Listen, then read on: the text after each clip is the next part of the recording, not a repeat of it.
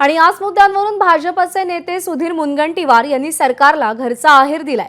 माजी विरोधी पक्षनेत्यानं व्हिडिओ दिला असेल तर गांभीर्यानं दखल घ्यावी असं मुनगंटीवारांनी सुनावलंय।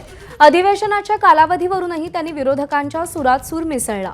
आचारसंहिता आड येत असेल तर अधिवेशन कशाला असा सवालही त्यांनी केला। तसंच स्वतंत्र विदर्भावर विचार करावा लागेल असं त्यांनी म्हटलेलं आहे।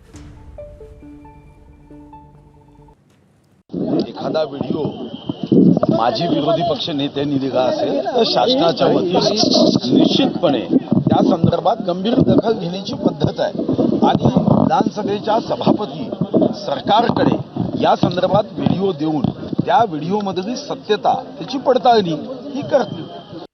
माझी स्वतःची इच्छा आहे की 3 आठवडे का 6 आठवडे अधिवेशन घेतलं पाहिजे, पण आचारसंहितेच्या कारणाने जर अधिवेशनात चर्चाच करता येत नसेल तर नुसतं अधिवेशन घेऊन त्याचा उपयोग होणार। विरोधी पक्ष स्वतंत्र विदर्भ राज्यासाठी ना आमचे दोन्ही मित्रांची तयारी असणार आहे। मागेही शिवसेना जी उद्धव साहेबांची शिवसेना तेव्हा आमच्यासोबत होती त्यांची तयारी नव्हती।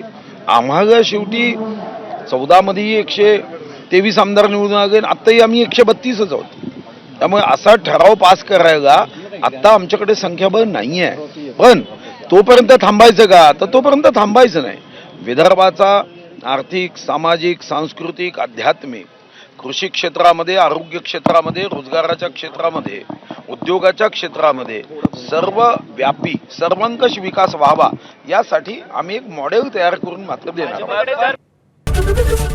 एबीपी माझा, उघडा डोळे बघा नीट।